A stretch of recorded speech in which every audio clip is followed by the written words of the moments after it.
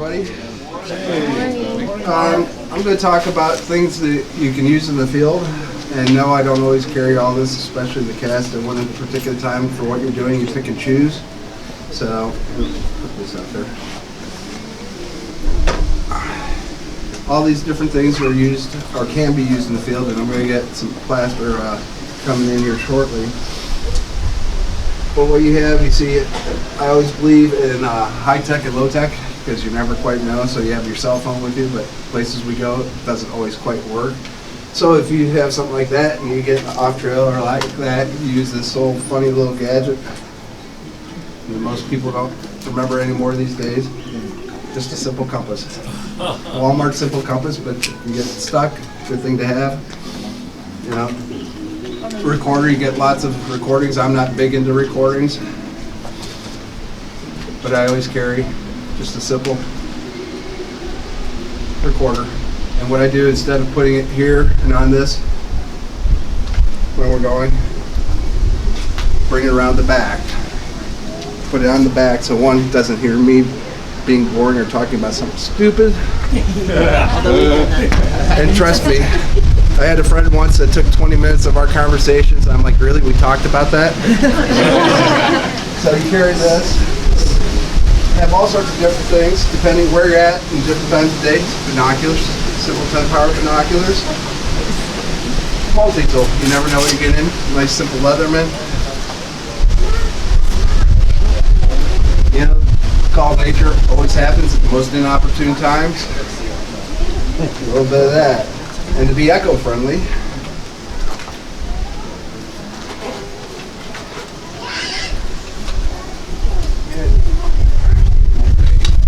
come on.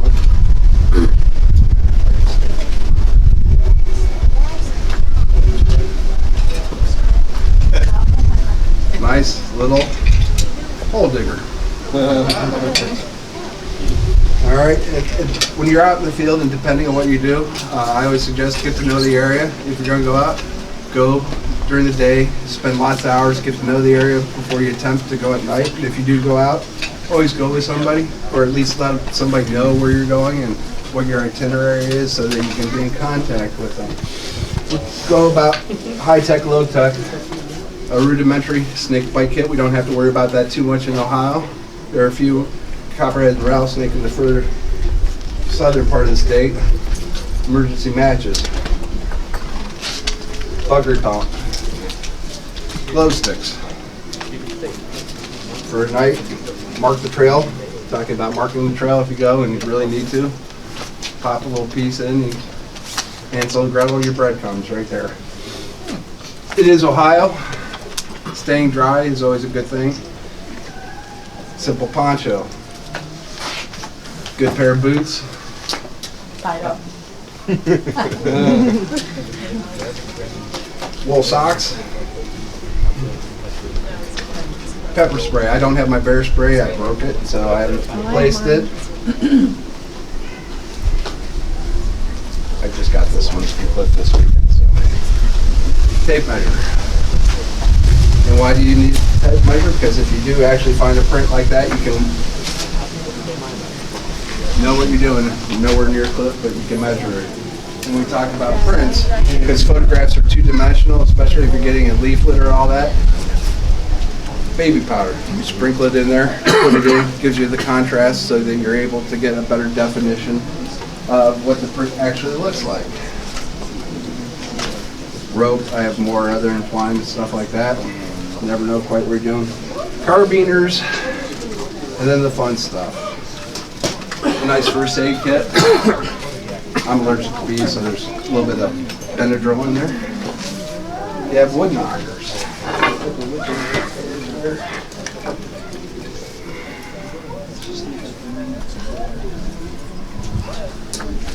They're not good if you have to beat somebody up. I'm sorry? I said they're not good if you have to beat somebody up because you can't get to them fast enough. Oh, it's going down my shoulder, so. Nice for wood knocking. And to be honest, self-protection. I don't carry a weapon in the woods at all, but it is there, and we do have bear in the park here. So if you ever run, nice little wood knocker. This one doesn't get used. This is a special one. I have a habit of breaking these, and this one I don't ever want broken. I'll pass that around. Oh, that's cool. You never quite know what you're going to find. This print is from the park. This is a juvenile. And this one's really interesting. Dr. Bindernagel looked at it, and what you're seeing here, and well, me being the intrepid investigator that I am, I walked right by the print. My two buddies are behind me. I'm looking through my thermal, which I'll show you.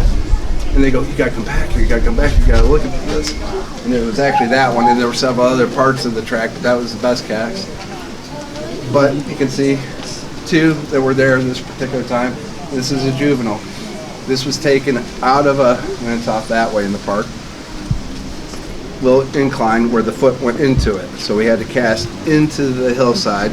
And what you're actually seeing is first step of the hill where the foot slid, and then toes. You know, everybody's looking for toes. 1, 2, 3, 4, 5. What you're seeing is the morphology of what the toes did that particular moment and how it slid into the mud and it got bent back and little things. So the print's actually only about 7 inches long. So it's a little guy.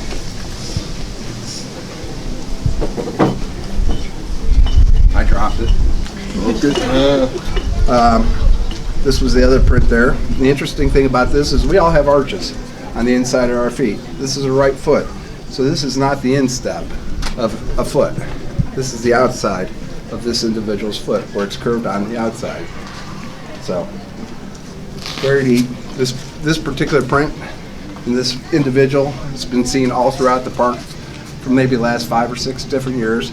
Doesn't leave two real good castables, but we got lucky that particular night. Can I see that over here? Sure.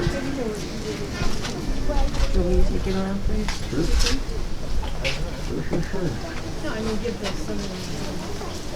Now you heard Cliff talk about casting, so I won't go too much into it, but we carry something similar to that. I left my stuff in the car because this was a last minute thing.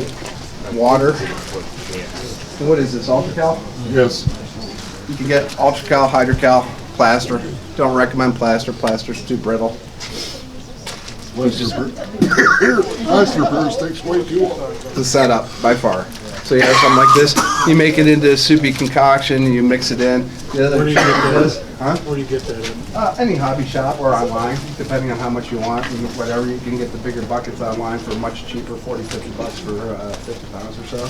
You go to a hobby shop, you get a half gallon for 14, 15 bucks. Oh, okay. So you carry something like that. It's handy to keep it in a zip like that because that's how you can mix it up. Emergency blanket, just because you never know whether it gets bad, gets stuck. We use radios. Always keep radios, even if you're 1 or 2, that way you can maintain contact. Now we'll go back to this.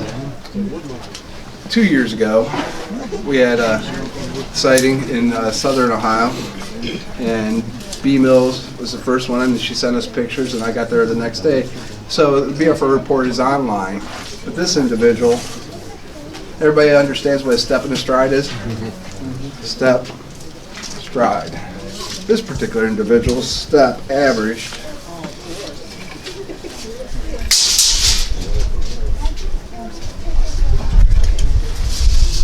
well, no, the largest step was, in the track weight, the largest step was,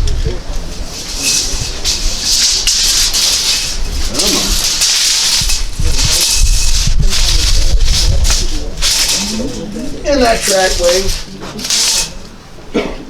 that was 1 step. Whoa! 110 inches. Whoa! So, anybody's welcome to come up here and, yeah, not gonna ever happen. Not gonna happen, but that report's out there, so that's why you carry this. Well, it was in snow, and it was during a snowstorm, and then it hit again, an ice storm hit, so there was 32 prints that we measured and everything else. Like the average there was about 16, you know, but the freeze thaw and everything else, so not quite sure, but it had to be pretty big. And you measure, when you're doing the measuring, take the picture, everybody takes pictures, and they do it at an angle. Straddle it, get right over it. And then it's not just one picture, it's at least 3, because you're going to measure length, at the toes and at the ball, so that you're getting all the measurements. So given the length of that stride, would you say that individual is running? No, I don't think so. We didn't see evidence of that.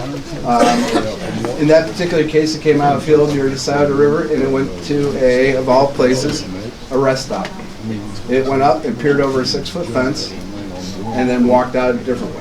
We were going to go into the farmer's field that particular day, except he decided to have target practice right about then. We decided, nah, we're not going to quite do that one. Maybe it was, yeah. Bug spray, especially ticks and all that stuff. And if something ever happens, and especially with animals, if you want to sit there and they're bugging you, you just, it's also a nice locator if you ever need it out in the field. More bug repellent, so there's duplicates of all of this in my pack, and again, I just don't carry all of it, depends on the time of the year and everywhere else. So pick a pack. You're out at night, always a nice thing to have. Night vision. I prefer the thermal.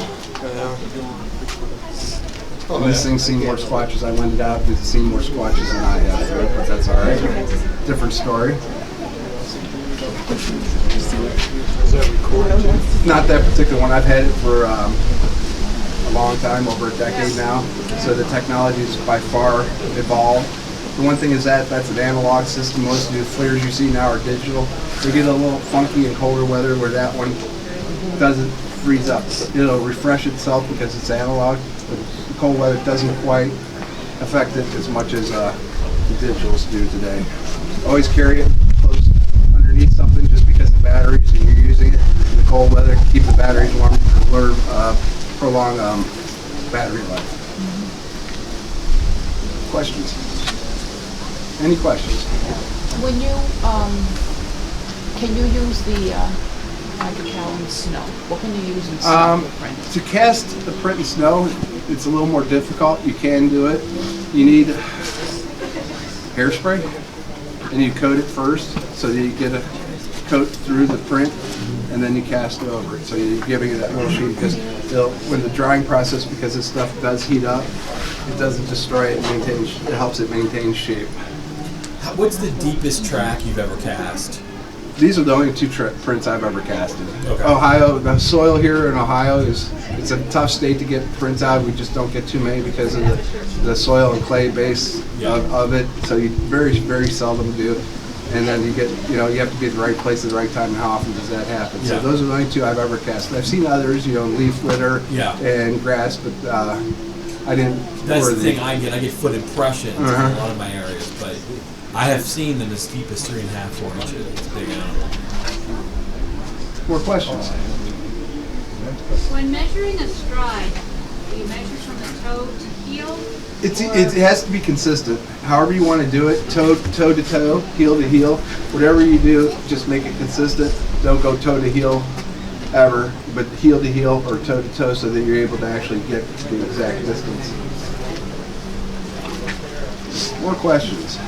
Mark, what about like if there would be more than one print? You sometimes talk about like getting all the right footprints, like more than one right footprint or more than one left footprint, so you can see how it. Oh, the gate. Yeah. It's gate. Oh, yeah. I mean, in the so you only have enough to. Well, I mean, you get something like Cliff, and then you call in the troops, and you get there, and then you bring more than you ever have, because there's only 3 rules in squatching. 1, you're always going up a hill. It's always fun, especially carrying a lot of this stuff after 10 miles. 2, what can go wrong will go wrong, and I guarantee it, because everything you expect, something else always comes in that you never thought about. And 3, it's on the squatch's time, meaning that they have to be there. And if they're not there, no matter what any of us do, and if they don't want to come and play, there's nothing you can do. We talk about, you always hear about victories. Well, I can tell you for every little victory we've had, 99 other times that not a thing ever happened, except a really cool, fun trip and a great time outside. And that's the reason you got to do it. If you're going to be into this, you got to love being out here. I've spent now through the years maybe 5,000 hours in this park, so there isn't too many places that my feet haven't traveled up and down, off trail, and everywhere else. And you get to know an area. And you come back all times because everybody goes, well, is it active? Is it active? That's not the point to get you at the right time. It's getting to know the area and learning patterns. Because if you do it long enough, you'll learn better when to show up when you really need to versus all year long. I mean, I've been here winter camping when I'm the only person in the whole park camping. And people go, why? Because then you get out there and go and see what's going on, what the wildlife's doing, what people do. Now understand that most of the people, when you're here, everybody hikes trails and all that kind of stuff. Less than 5% of the people go a quarter mile off of any particular trail. So everybody says, we have all these people. We're humans. We do what we do with comfortable. We build things. We build our little trails. We walk our little trails. Nobody wants to sit there and take a walk through that. And that's when you get to the interesting things. So he taught me that, like, if you are out out by yourself and you only have enough material for like 2 tracks, and there's a set of tracks that you should get 2 of the same foot, so you can see how it moves instead of getting like a left and a right footprint. Get 2 right footprints or get 2 Make it left consistent footprints. so you can look at different see it things. moving like a real foot. With what Cliff was talking about yesterday. So Hey Mark, where are some good areas to go in this park itself, just out you here? have to, there's a couple areas I like. Everybody talks about Bigfoot Ridge. And it depends on the time of the year and everything else. I had a thermal hit 3 years ago Friday across the lake, just down this way, and it was across the lake for, it was in May 13th, 2013. And we were just goofing around. I came to camp, called somebody else. We showed up at the right time and place, and this is how great we are at this kind of stuff because it's what? Rule 2 and Rule 3. We're looking through the thermal, I scanned everything. She'd never seen any of this stuff. And she goes, well, what's right across the lake? I go, there was nothing there a minute ago. She goes, well, it's that white thing. And she never used a thermal. Mine's a grayscale thermal. So I'm going, okay, I know she's got a biologic because I pointed out the rocks and she wasn't pointing to it. So she handed it to me. And she goes, well, what do you think this is? I said, it's probably a deer. So this whole thing lasted maybe 2 minutes.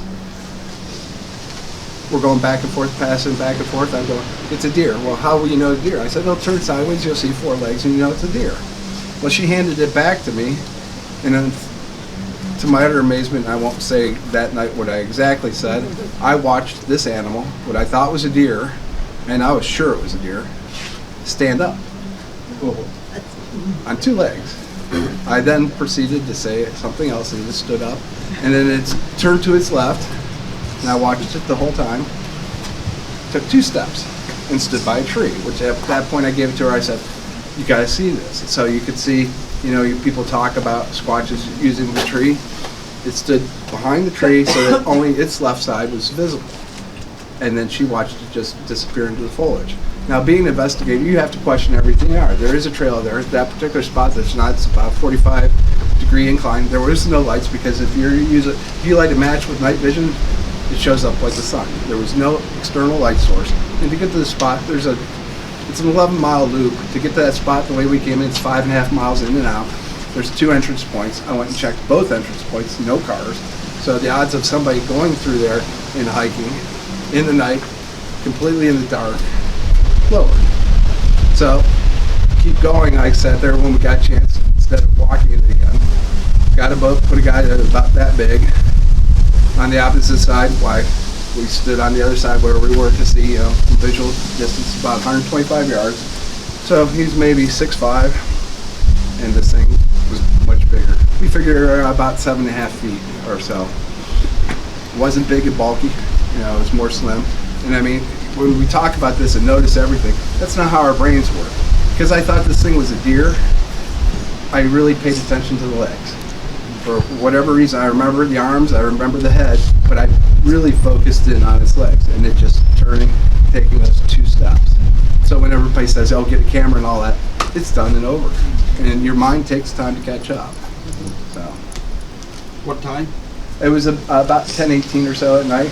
It was on a Tuesday night in the park, and everybody says this park's always crowded. Weekends, yes. Weekends, yes, but then even parts of the park, people don't go to. And to answer your question, Paul, you go up off of here, actually right over here, up 51, take the left onto 52. It takes you to the back part of the park where it's a swampy area there. That's where most even the park rangers that we know sit there and say that's where the weird things happen. They don't say Bigfoot, but they say it's spooky and they hear different things. So that's probably one of the best areas in the park that you go. You get up and off the trails off of 52 at the end, and then there you get up and then there's different fire trails and stuff like that. And this park is hunter, and that's a wildlife area. Turkey season's over, I think. But you can get up there, and there's a couple things that get you into it. You can park there and get up and on the high ground and low ground. Questions? There was a TV show where they showed a family was out hiking and the kids came across a grass man. Are you familiar with that show or that event? It might have been it, yeah. That was Monsters and Mysteries in America. Okay, no, I'm not You're not familiar? I just No, wonder where it took place. Finding Bigfoot's done 3 episodes here in Ohio. 2, well, 1 wrap up, which was at Jurassic, and 1 in the park here. Yeah. So I don't pay attention to doing some of that kind of stuff. And just to let you know, the Grassman is a coin thing. Yeah, it was right here in the park. Yeah. That was over on Morgan's Knob Loop. Monster Okay. Quest. Just Was down it? from the lodge. Right. Morgan's Knob Loop is actually Morgan Knob is the highest point in the park. It's just as we go back and you go towards the lodge, you see a little pull off with a bunch of pine trees there. There's a trail that actually everybody's going to walk right here today, I believe, with the family hike into that area.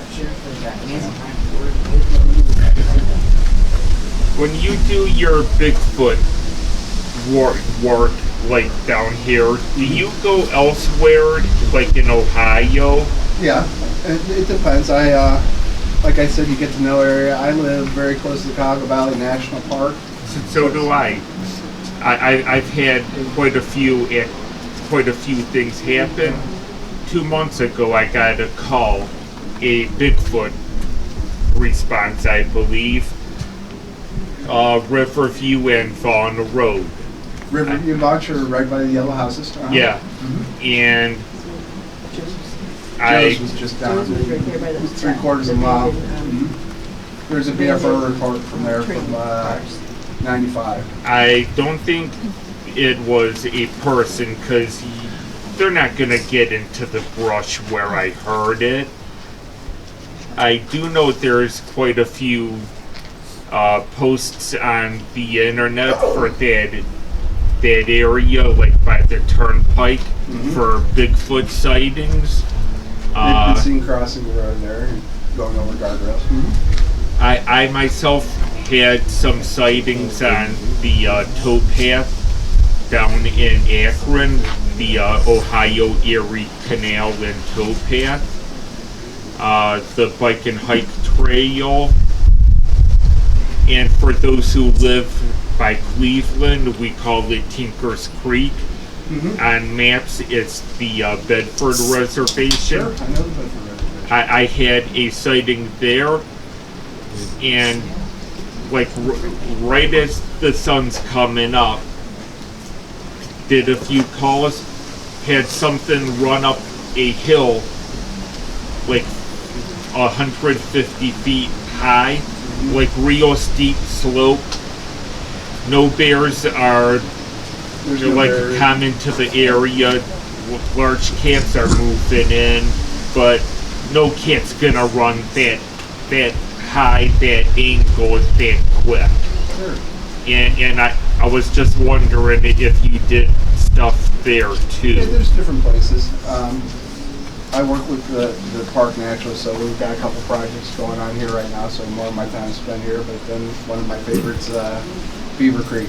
We're doing on the Beaver Creek. Talking about Bigfoot over at No, I didn't see it. They're having like voice recordings. Yeah, Charlie Page actually did a long-term recording. You can hear it on the BFRO site. I live about 3 miles from that particular place. That's Virginia Kendall Lake. And then Beaver Creek State Park is, I live near Youngstown, and it's about half a mile south of Youngstown. down 11 and close to where the Ohio House is recorded. Yeah, Wellsville's not terribly far. So, any other questions? Well, thank you for coming. All right.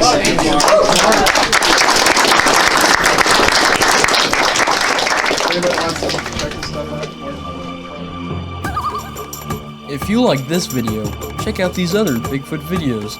Be sure to subscribe to follow me on my journey into the world of Bigfoot research.